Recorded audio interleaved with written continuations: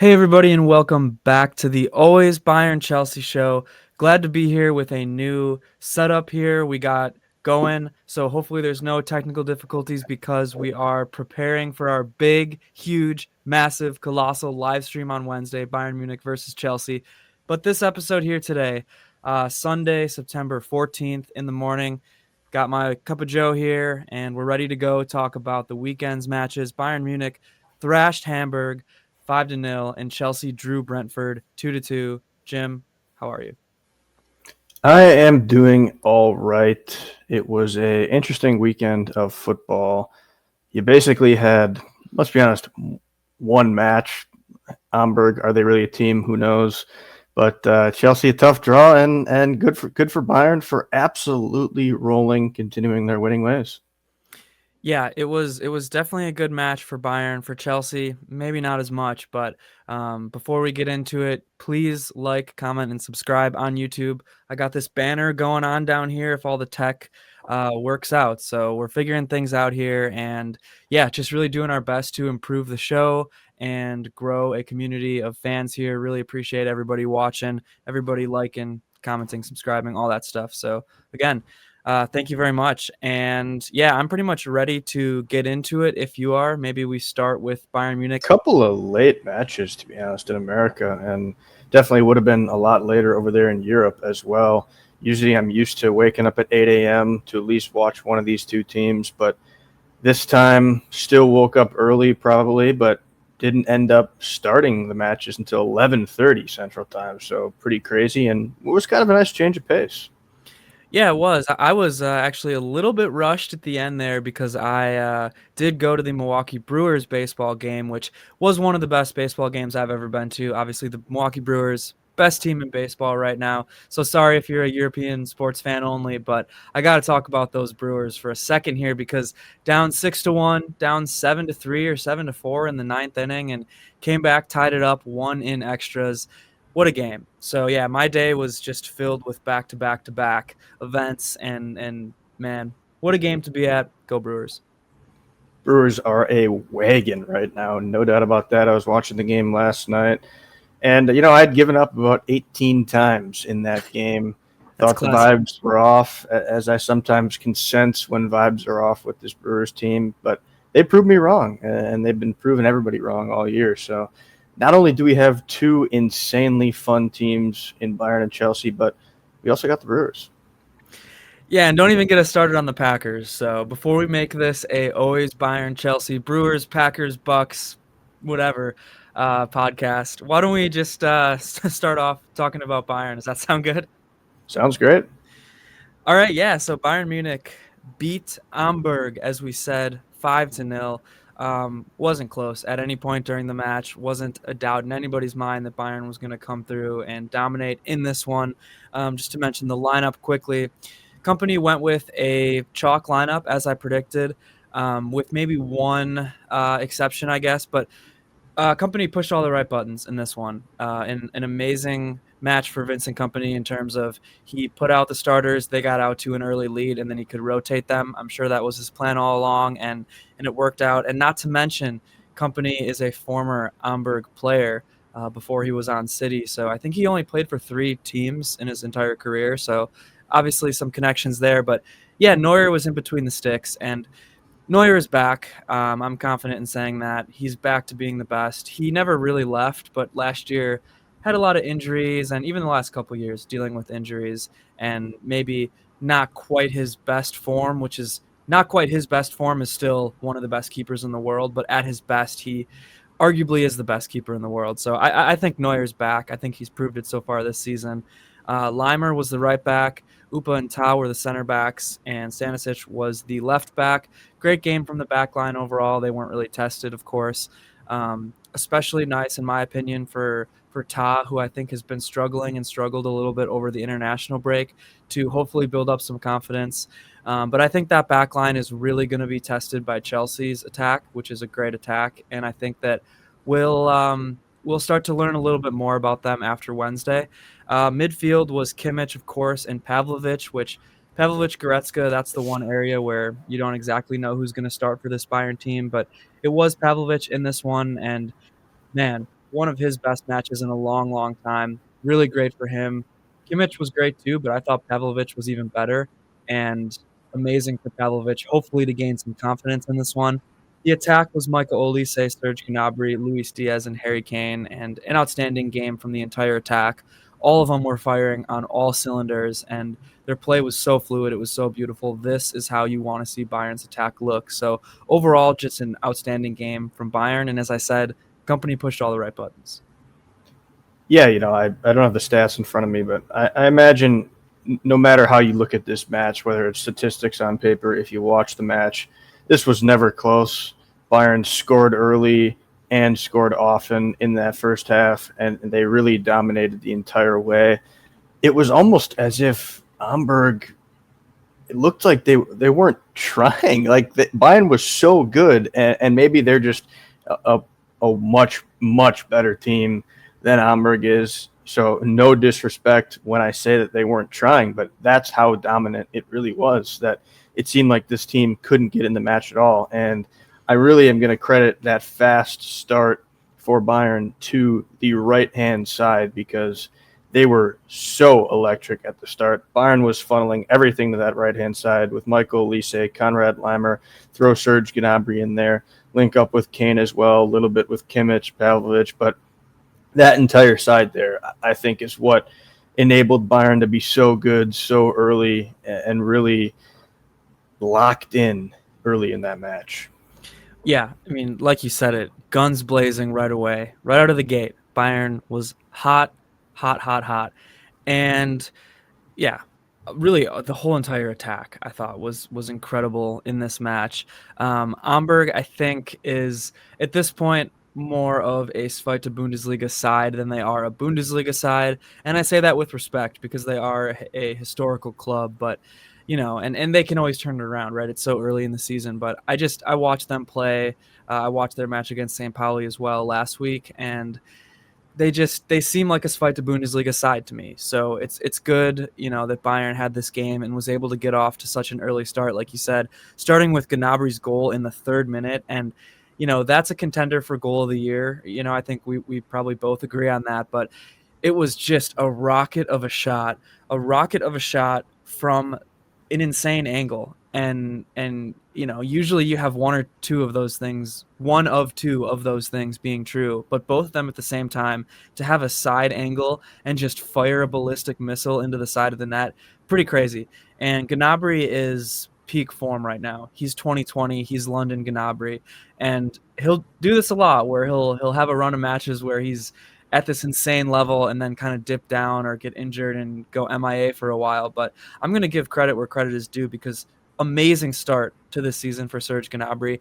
And also want to mention on this goal, some incredible link up, like you said, with Olise and Laimer on that right side, finding Serge. I think Kane was involved too. Kane was pretty much involved in almost every goal, point guarding things. And just, again, this is how you want the attack to play. It was beautiful. Yeah, I mean, I wrote down Elise and Laimer. We're linking up a ton on the lead into that goal, and Serge putting that strike in. I mean, one of the best goals I've seen in European football this season so far. I think at the time I basically said it was the best goal. So the link up was pure right there. I mean, even leading into the second, you had Laimer, Olise, Kane, Pavlovic all linking up for the second goal. So all those guys right there, as I keep mentioning, were just so locked in to each other and where they were at all times. Yeah, they were just all on the same page, and that's the thing. Again, 9th minute, that second goal. We're less than 10 minutes in, and Bayern's up 2-0. And the way that they're up 2-0 is important to mention. Like you said, Olise and Laimer finding Kane, and Kane just slides this beautiful ball through space, knowing that Pavlovic is going to be there. Pavlovic has some kind of just interesting but really good and smart movement leading up to that goal.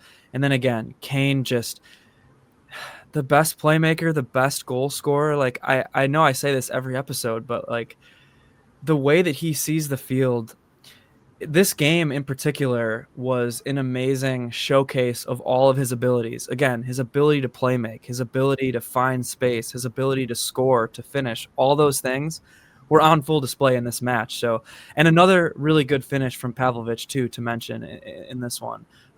Awesome start, awesome assist, awesome goal, just awesome play from the offense.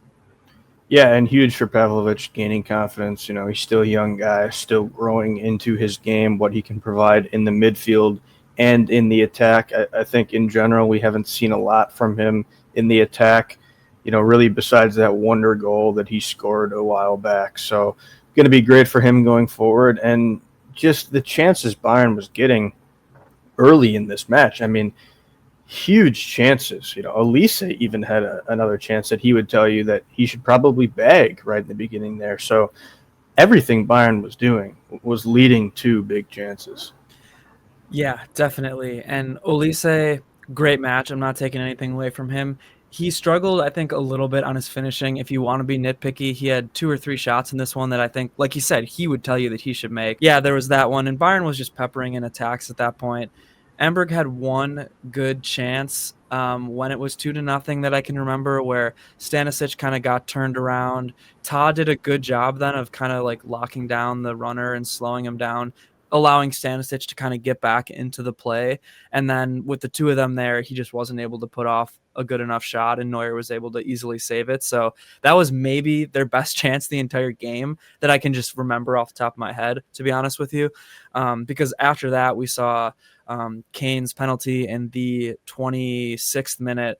You had a handball in the box, and it clearly was a handball. I know the handball rules are a little bit iffy and wishy-washy, but it was one of those where like Serge goes in and is kind of battling with a defender, and the defender like kind of cradles the ball on his chest for a little bit with his hand, which is like, that does affect the play. So I think you have to call that one.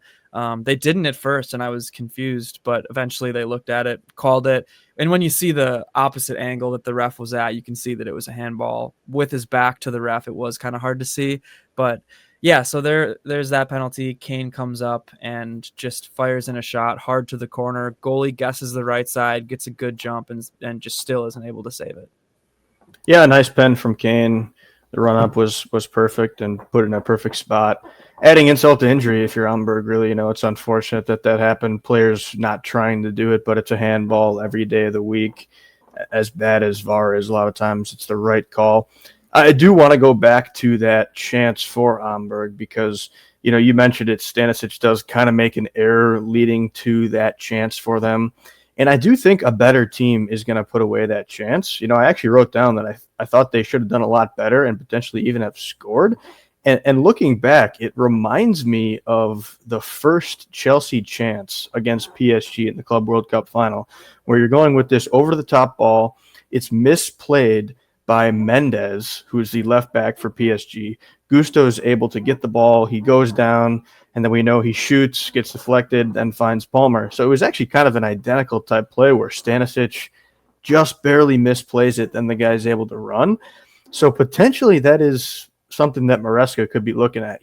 Looking at this from a Chelsea perspective, coming into Munich on Wednesday, we know Bayern has a high line defensively, so that's maybe an area you could look at, kind of identifying a little weakness for Bayern. We know Stanisic, that's not his preferred spot at left back there. So it is something to note. It didn't matter in this match in particular, but going forward, it could. That is Bayern's biggest weakness, is that back line.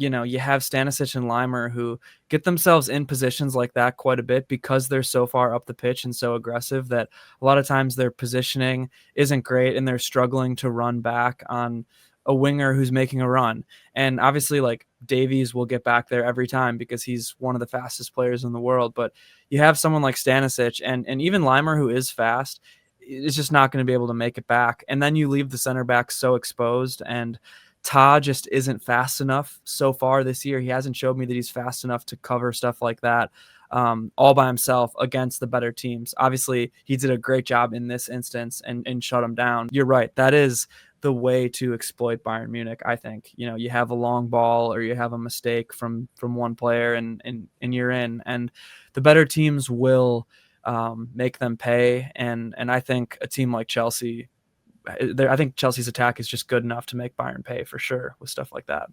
Yeah, and to be clear, although this is a potential weakness for Bayern, my personal opinion is that this will not matter 1% in the league maybe one or two matches it'll matter. I think Bayern is so good on the attack, and they're still strong defensively that it won't matter. And Neuer is obviously one of the best keepers in the world still at this point, and he can erase mistakes just like that. Maybe put that more on the camera. But I think, the only chance it could really matter is against good teams. And even then, Bayern is still so good on the attack that it won't matter a ton. And we see right after, because they add a fourth. Bayern were just insane. Everything was going their way. You get a deflected goal for Diaz, which I got a note on this one. Great on Kimmich for taking a quick free kick here, kind of catching Hamburg off guard a little bit, leading to the Diaz goal. A little cheeky. Yeah, and that's the kind of thing that you get when you have the experience of someone like Kimmich. He'll do stuff like that. He'll see the defense, he'll pick them apart. And then, yeah, a great job for Diaz to get a goal. Very, very productive player for Bayern so far. So it's awesome to see him coming in and I think, well, maybe this is club and country, but I saw a stat earlier that he has 4 goals and 4 assists so far this year, probably including the Super Cup. And I think he had at least an assist and maybe a goal for Colombia over the break, if I'm not mistaken. But nonetheless, great numbers so far. And again, I said this before, but I think once we get Davies back, that's really going to unlock Diaz. And I'm so excited to see that left-hand side become just as dangerous and maybe sometimes more dangerous than that right-hand side, which, again, as you mentioned, they were just funneling all match this one. So awesome for Diaz to get that goal. Things were just falling for Bayern, like you said. That shot wasn't going in if it wasn't deflected. But again, great for Diaz to be there in the right spot at the right time. Yeah, good on Diaz for keeping things moving in the right direction, endearing yourself to the Bayern Munich fans. And at this point, the match is over because we're exchanging texts back and forth about how Vincent Kompany needs to make sure to make some subs probably at halftime or right after halftime to rest guys for the big Champions League match the next week. So that is really a sign, you're up 4-0 and everything's going your way. So the fact that we were talking about subs really was a great first half for Bayern. Yeah, and again, things were just falling for them, and you could tell because, Bayern went up 3-0 against Augsburg, blew it. 2-0 against Wiesbaden, blew it. And this match, you just knew it wasn't going to happen. They were home at the Allianz, but just the way that the attack was playing, you knew it wasn't going to happen. It was just a different scenario. It was just a different beast as opposed to those last 2 games that they did kind of choke the lead there. So yeah, we were talking, and I wanted to see a couple subs. I wanted to see Kimmich go out and get some rest. That didn't happen. He plays 90 every single match. I wanted to see Kane get some rest. That eventually did happen. And then, maybe another winger, get Carl in there. I said I wanted to see Kim, which I also did not see in this one. So some more subs I maybe would have liked to see, but we did get those halftime subs, like you said. Nico comes on and Guerrero comes on. Gnabry goes off. Upamecano goes off. Good there. Upa played, 90 every game for France over the break, so good to see him get a rest. And he was also on a yellow at that point, so smart move by Kompany. Yeah, Nico comes on, and honestly, I don't want to harp on this too much, but it was not a good match from Nico. It was a poor match in his debut, but I'm not worried about him at all. I don't think it's going to be something that persists. I think he's just kind of getting used to the team and all that stuff. Similar to Gittins, who I thought did not do very well for Chelsea. I think both of these guys will be able to kind of grow into their teams and be fine.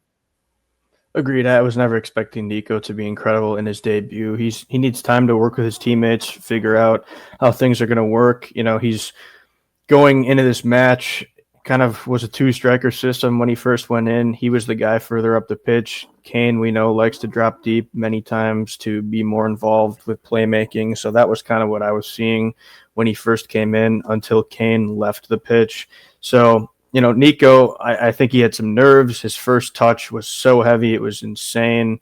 But he ended up, with 1 shot on target in this second half. That was a decent shot. And so he did find that one little moment. And with a striker, you just never know. You could be shit, and then score a goal. So ultimately, goals are going to be the stat that matters for him going forward.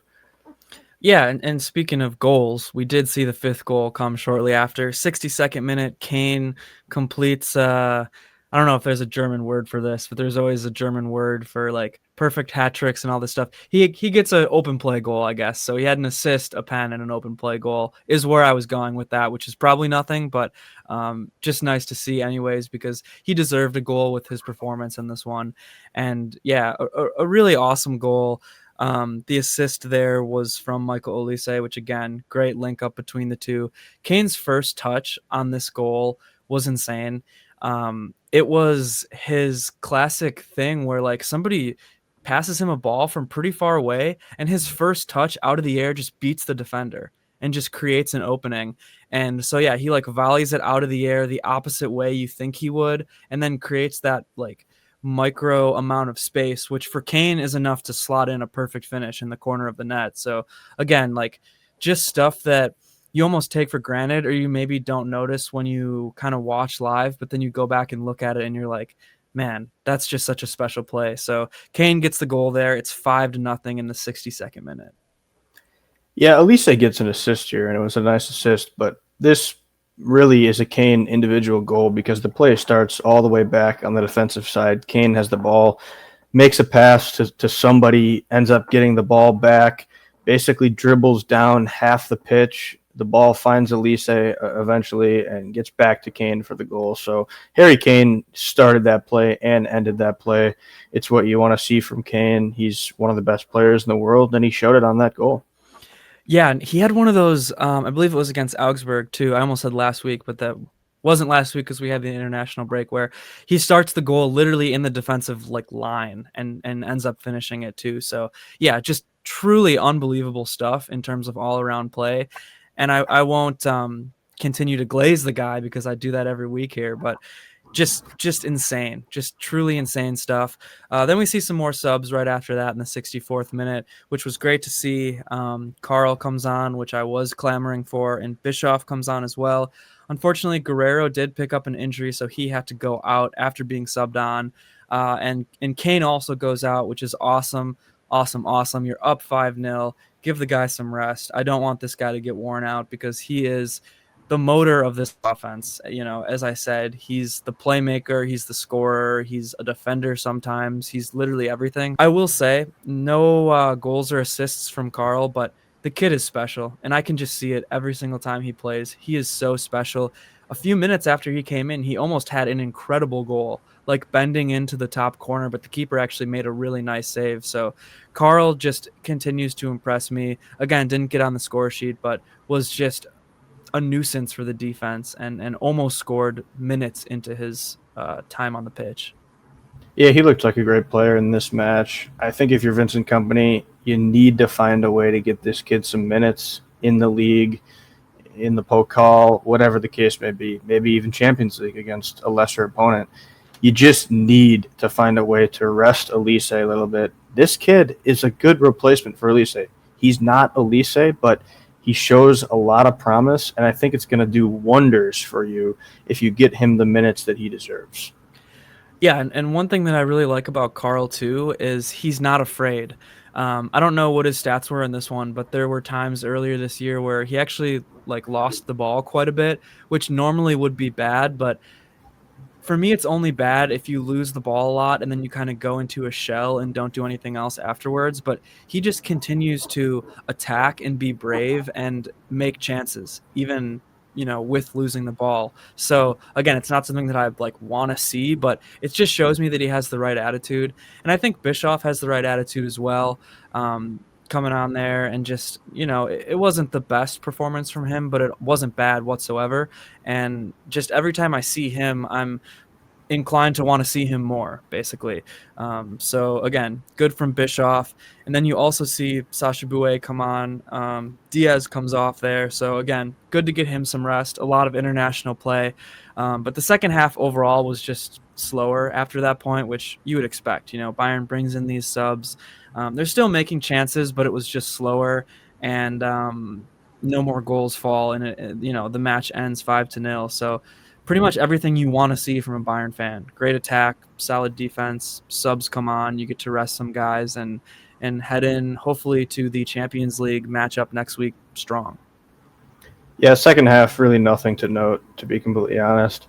I think Bayern lacked the motivation to keep pushing ahead to score goals, which is fair when you're up 5-0, 4-0 at half. So I think if they wanted to score 8 or 9, they quite easily could have. They just maybe didn't feel like doing it in the second half. Yeah, fair enough. Fair enough. And I think the subs too kind of like alter the flow of the game. And with Bayern, I mean, we've seen it a lot so far.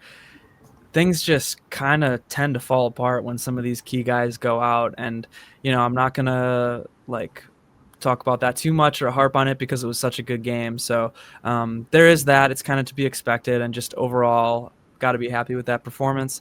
I'll throw some match awards out there before we talk about Chelsea. My man of the match was Kane.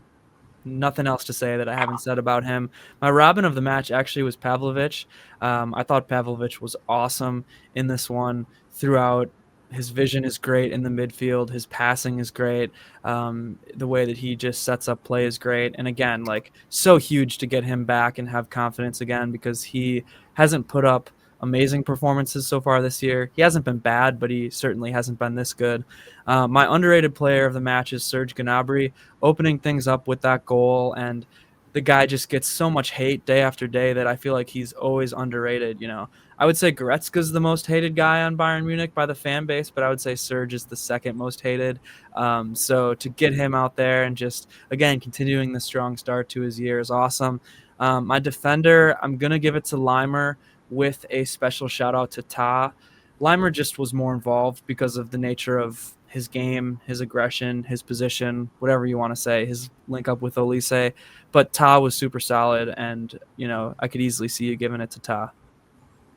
Yeah, I'll go with 2 quick awards here, both combining into one man of the match, moment of the match. For me, it's going to Serge Gnabry getting the goal right to start the match, and that is the moment of the match because it sets the tone, sets the pace that Bayern are going to play at against this weaker team, and from there, Bayern never looked back. Can't disagree with anything you said there.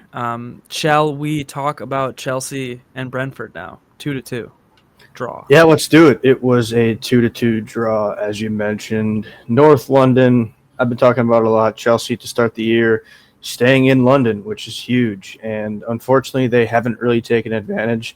Currently sitting at 8 points in the table, 5th in the Premier League early on. Was hoping for better, but it is what it is at this point. No losses. And, it was an interesting match. And I'll start with the lineup because you're coming off an international break. Some guys are hurt. You didn't know for sure who was going to be available. A lot of rotation in this one for Maresca, which we were both expecting. We saw Sanchez at keeper, and then from left to right, we saw Yoral, Hato, Tosin and Chalba, center backs in there, and then Fofana. That's right. I had to think about that for a minute because it wasn't Reece weird. or Gusto. Yep. Yeah, so you technically had like 3 center backs basically, and then Hato was the left back inverting into midfield. And then we saw Enzo Fernandez, Caicedo, the usual duo in midfield there. Then we had Buenanote, who got the start kind of in the Cole Palmer role, attacking midfield spot. Pedro Neto on the right, Gittins on the left, João Pedro up top at striker. Super interesting lineup. As I said, some rotation, new guys getting some minutes. What were your thoughts when you saw it released? Yeah, I mean, it was kind of what we predicted, what we expected. I was surprised by that back line. I'm not going to lie. I was interested / curious about how that like Fofana at right back situation would work out. I thought for sure it'd be Gusto. But otherwise it was more or less we were expecting a lot of changes like this. And Enzo basically did the opposite, I think, of what Kompany did, which Kompany started his better players and hoped to get out early and sub, whereas Enzo kind of did the opposite. I think was hoping to hold it down for a half or so and then sub on some of his better guys, which I think was the right move here. I mean, it's a different beast playing Hamburg, who's basically a Zweite Bundesliga side where you're going to go up big pretty much. Whereas Brentford, who knows where they'll end up, but roughly a mid-table side in the Premier League, way different. So I think it was smart from Enzo, and it actually really almost worked. Like Chelsea was up 2-1 at the end and kind of gave up a goal last minute. So I can't really complain about the lineup. Again, I don't know if I love the back line there, but I understand what he was going for at least. Yeah, I think my problem with it is, number one, Brentford away is always a tough kind of bogey team match for Chelsea for whatever reason. After a And break too. the concern was that you don't really have any extra attackers in that back line. Usually you have Kukure who's going to push up, maybe Gusto who's going to push up, help the attack. You had Hato, who this is his first start in the Premier League, a new league for him, trying to invert in the midfield. Kind of looked like crap, to be honest, which I don't really blame him for. And then you have Fofana, kind of that third center back. He doesn't provide anything either. So to me, it's like, yeah, you are kind of playing for the second half when you know you're going to make adjustments, but that's a pretty risky play. And so I didn't necessarily love that, just because you're really just, as I said, riding a lot on the second half. Again, maybe you should do better against Brentford, who isn't the greatest team of all time. But still, I just thought that was an interesting move kind of for those reasons. Yeah, I do agree with you. And like I said, tough to trust that back line. You see it with Bayern sometimes too, but and now Bayern's back line is more used to playing together. But at first, when you had the Davies injury, Upa was injured last year. My point is, these guys have never played together on Chelsea. So you throw Hato in there, but then you also throw Fofana as the right back. Like that might be a little bit too much change to handle. Not to mention you have the center backs who have been playing together for a little bit, but typically don't when everybody's healthy. So it's going to be tough. And I know that you expect to hold off Brentford, but it's asking kind of a lot with a brand new back line. Yeah, and let's talk more about that back line because it plays a huge role in what ended up happening in the first half. So coming in, I talked a lot about how Brentford is great with set pieces. We'll get to that late in this game. But, I didn't necessarily mention Brentford on the counter because I think losing Vissa and Buemo over the course of the transfer window, you're expecting them to not be as efficient and effective and speedy on the counter without those guys. But early in this match, we saw Brentford get a pretty decent chance where they end up having a one-on-one and Tosin puts out a leg to block. And that ends up being the exact same chance that they then later get 30-something minute of the first half where they end up scoring. It's a quick break, brilliant pass from Jordan Henderson, finds Sade, who finds himself one-on-one again with Tosin and ends up putting it under the leg this time for the goal. But with this Chelsea back line, they're slow. They're just not quite together. And this is just a huge worry for me because you're without Colwill, who's a massive leader in this back line. Tosin, much as I love him, he's just very slow. Then you got Chalobah, again, a solid defender, makes a lot of good clearances, things like that, fundamentally pretty sound, but he's not a world beater. And then, you got Fofana there who isn't going to get back in time. And at his best, most fit, is super fast. But let's be honest, the guy's always injured. And right now, he's just not himself. And that was a recipe for disaster. And that's how Brentford score. Yeah, agreed. Tosin isn't as quick as you'd like him to be. He gave Brentford way too much space on that goal, way too much space, and you just can't give top teams, even mid-table, whatever, teams in the Premier League that much space. These guys are talented enough; they're gonna make you pay. Those are the type of goals that we see Chelsea be vulnerable at times. We saw at Fulham; it was disallowed, but identical type goal. So just tough overall, and really nobody to blame but that back line. Kind of moving to the attack in this first half, they showed moments and flashes of some good link-up play at times. I thought early on, the loanee from Brighton, Facundo Buonanotte, looked decent. They were getting some balls to him in kind of that right middle pocket that Palmer usually operates in. And I think if it would have been Palmer, he would have had at least a shot or two off, maybe a better chance at an assist to somebody else. So, he looks like he shows some potential, but ultimately just wasn't doing enough on the day. Tough with new teammates. And then Neto, I thought, was maybe your best attacking option for Chelsea on the day. Chalobah did find him with a great ball in behind that he just barely couldn't get a good touch on. And so, I think Neto was your best option. And for me, Jamie Gittins to start this year has not shown me enough. He needs to use his speed quicker and more effective. Don't dilly-dally with the ball. Get the ball and go right at your defender. I think that's what he has to do in order to be the piece that Chelsea need him to be.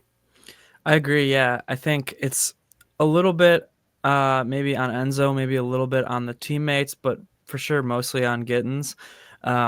Just because he's not being used to his best ability. He's not being used in a good way to showcase his strengths. I want to see him get the ball and run. I want to see him use his pace, use his speed, but instead he's, at least in this one, kind of, trying to dribble by people. He's not the kind of guy that you just get him the ball in front of 5 defenders and he'll dribble through them. Like, that's not his strength. So I don't know if I want to see him be used wider or what, but again, yeah, not the best game for Gittins. I actually thought Neto had a pretty solid game. I thought Neto was pretty underrated overall throughout this one.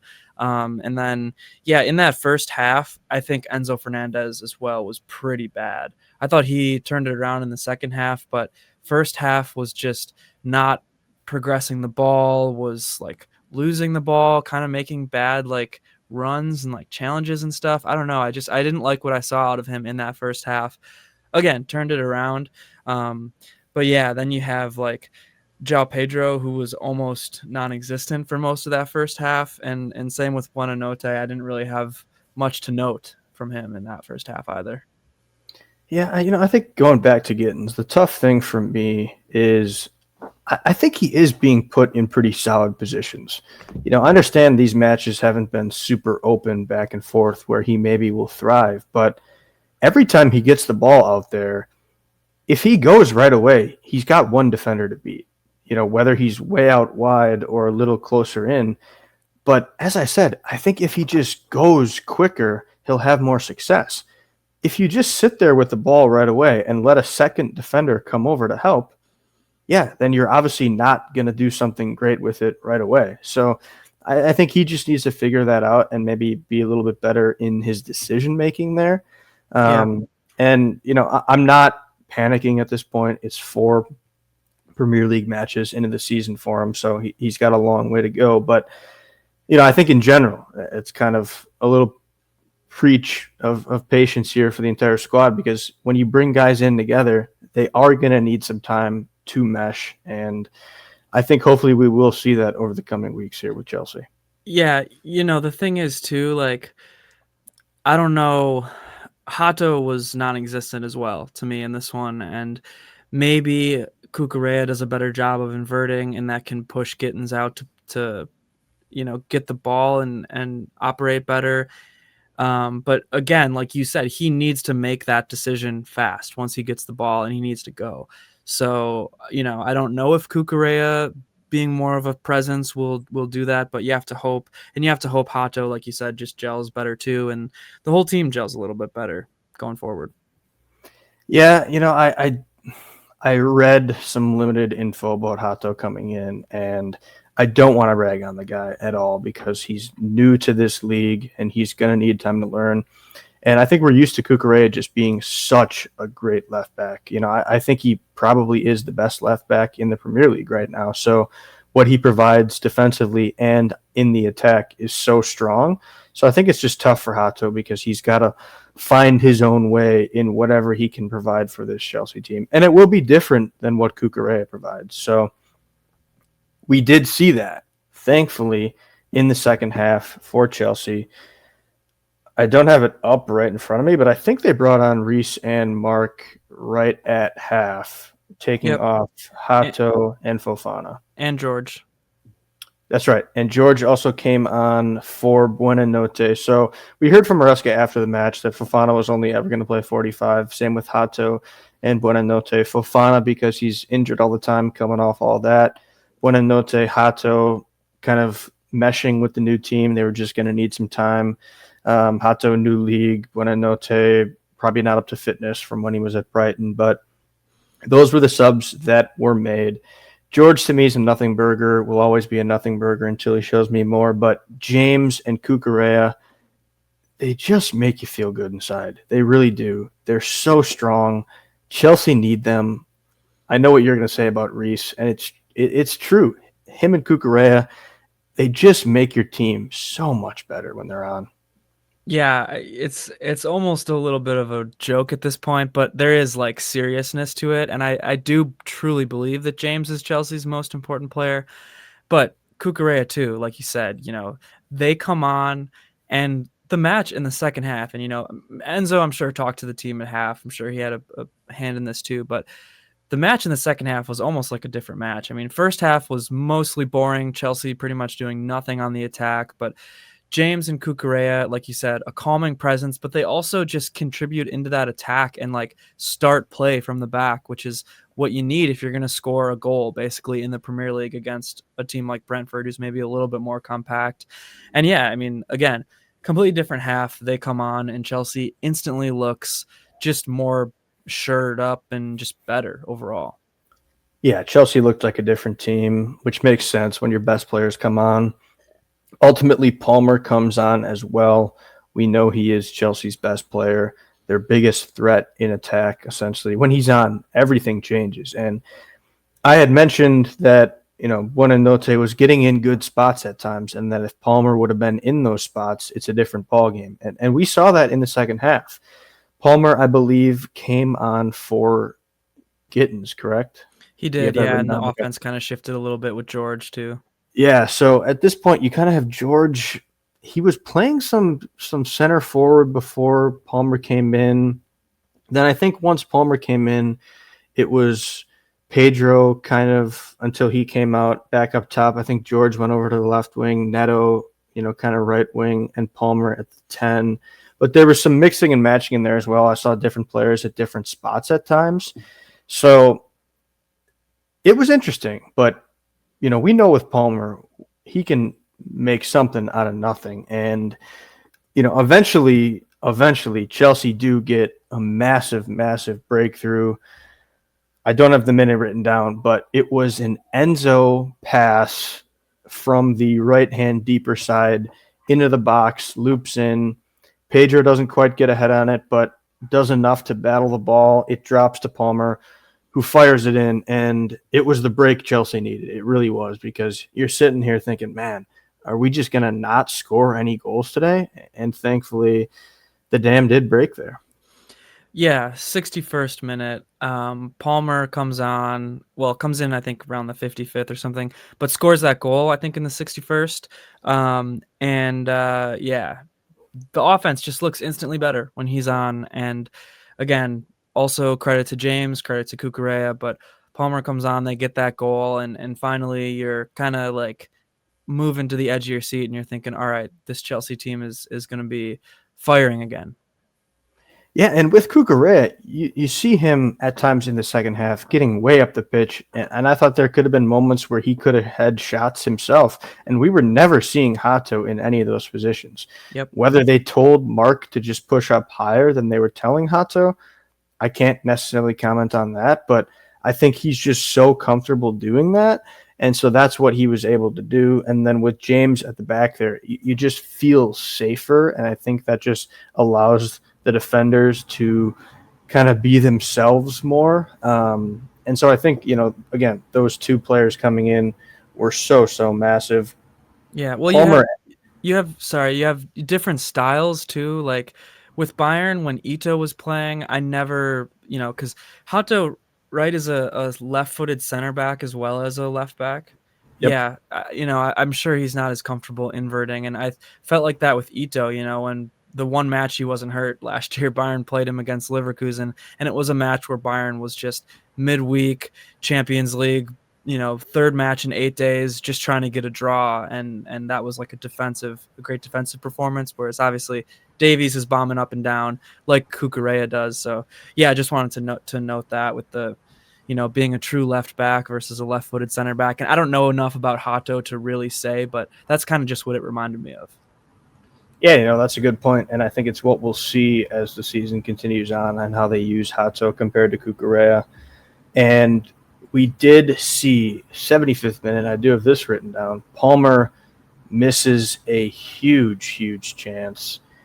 It was kind of a Neto break, and it's a chance Palmer would tell you he's got to put away. And I'm thinking, oh, man, we're going to be up 2-1 right here. And so you were seeing Chelsea able to break down the Brentford defense in this second half in multiple ways, whether it was Neto on that right-hand side, Palmer through the middle.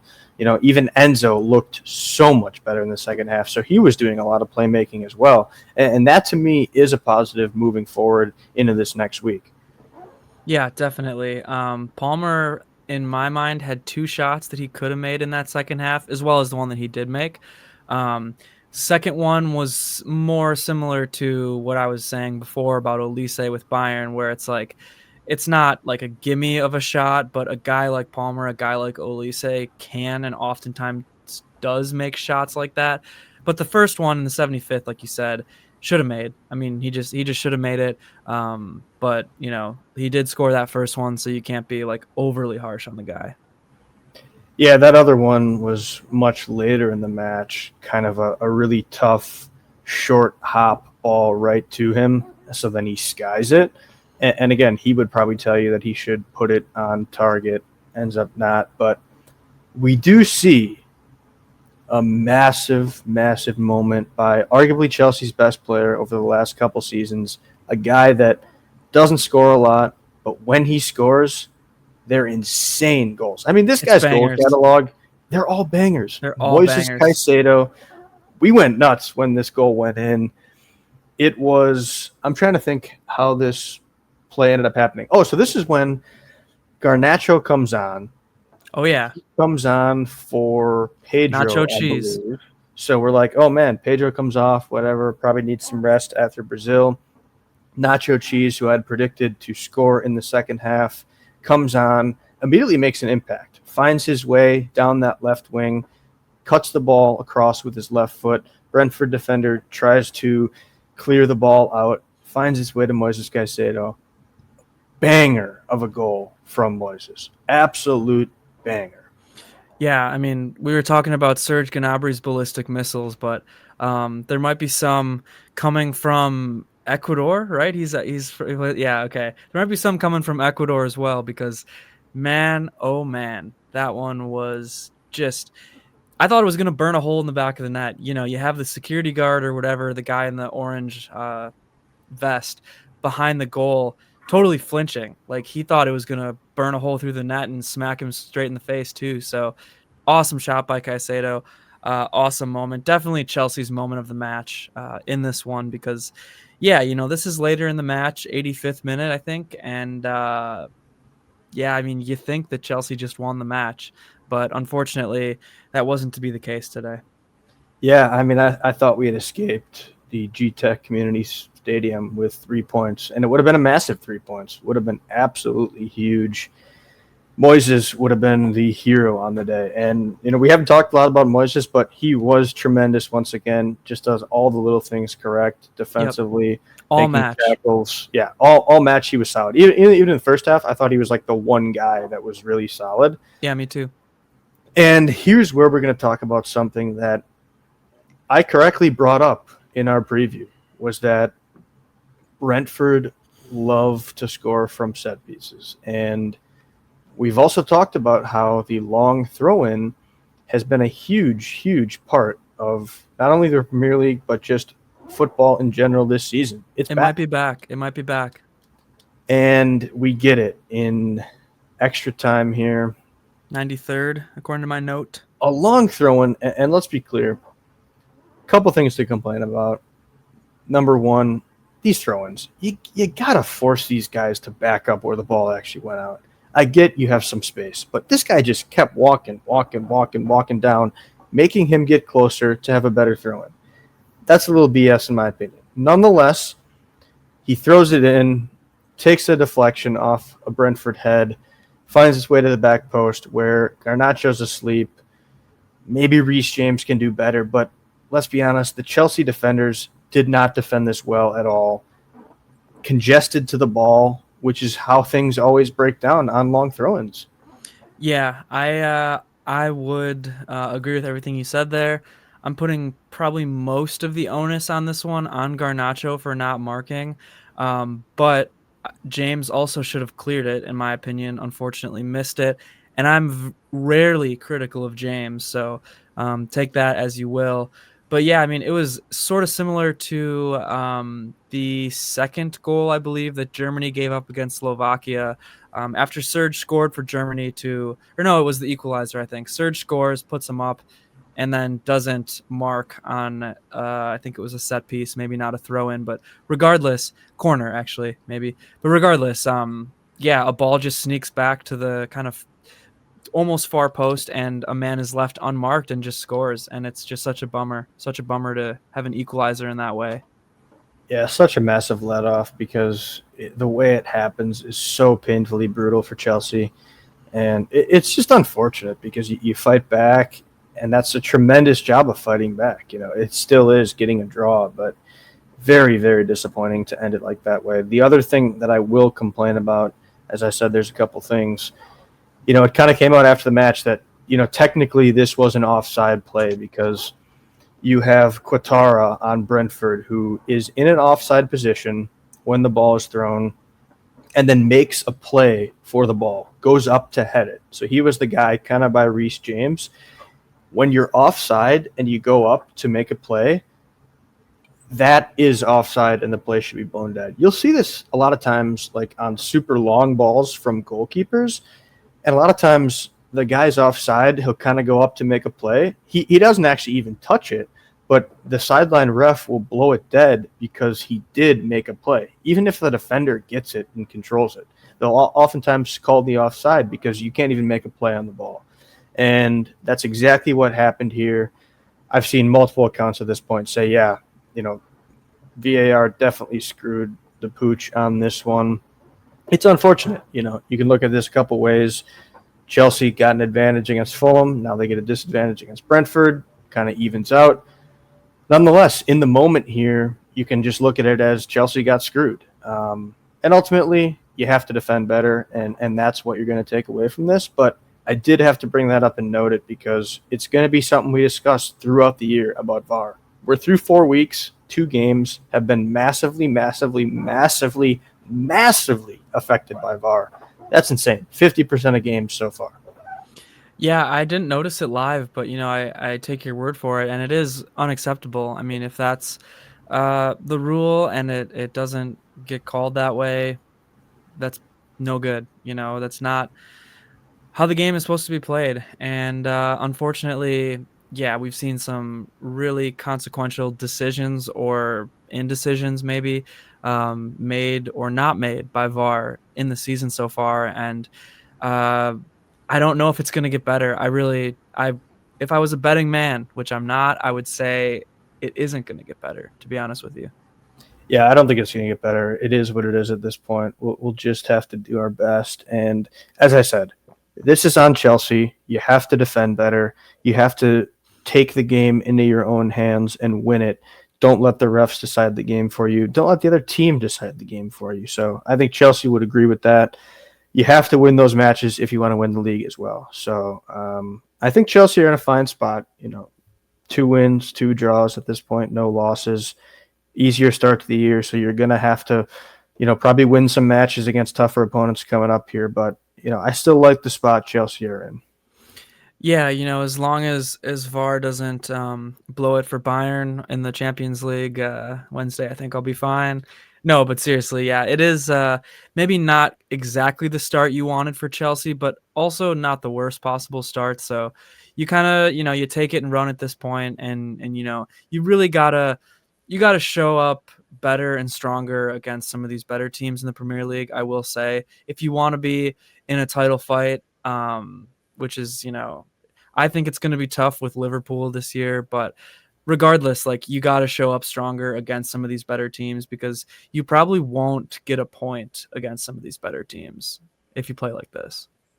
Oh, definitely agree. Yeah, I think there's many things Chelsea need to clean up here, and I'm sure Maresca will definitely let the boys know exactly that.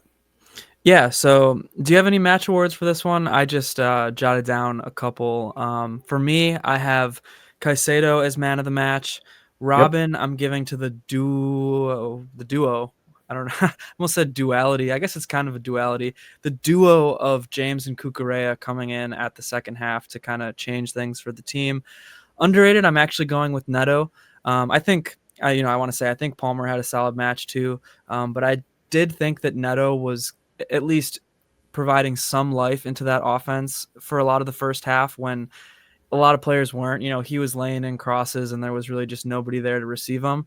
And then defender, it's tough. I think none of the defenders did great in that first half, none of the starters. And I already shouted out James and Cucurella. So I might give it to Sanchez. Believe it or not, I think Sanchez actually had a couple of really good saves that we didn't talk about in this one. Thought Chalobah did pretty good, but I think that Sanchez maybe deserves a nod for a couple of those saves. I think those awards are exactly how I would have it, actually, because Caicedo is the clear Batman on the day, man of the match. And as I mentioned 1,000 times, James and Cucurella coming on completely changed the match. So they are the next two most important players. And while Palmer does get that goal, I think Neto had just as well of an impact, arguably creates the best chance in that second half that Palmer missed. So love those awards. And I think, I used to kind of have this award where I would talk about a player that didn't have the greatest day. I forget what I was calling it, but Bad day at the office. bad day at the office. And I think everyone listening can agree. Just follow me on this. The bad day at the office is I hope I know what you're going to say. Enzo So Maresca's Maresca's jeans. shoes and jeans. His jeans. The Yes, shoes were clean. but The shoes were Nikes. but the combo, the thing is the combo. You can't wear those shoes with those jeans. I think the jeans are the biggest offender in this case, but the shoes and the jeans together, ooh. And I agree, they're clean shoes on their own. Completely fair. Yeah, a wild move to start wearing jeans, but hopefully that does not affect anything else for Chelsea going forward. Yeah, and one more thing to mention too from styles of coaches. Actually, two. One, Coln's coach wears a jersey, which is freaking amazing. I've never seen that in my life before, but I've watched Coln the last 2 weeks now, and their coach wears a jersey, so that's awesome. Second thing, Vincent Kompany has been wearing this Y3 t-shirts, hats, all this stuff for a while now, and I finally figured out what it is. It's like an Adidas like designer brand collaboration. So obviously Bayern has the Adidas partnership, but just interesting and Kompany. He does have pretty good sense of style, so maybe Enzo will come to the Allianz on Wednesday and just kind of pick up a thing or two. That'd be nice. Hopefully you can learn a few things from him.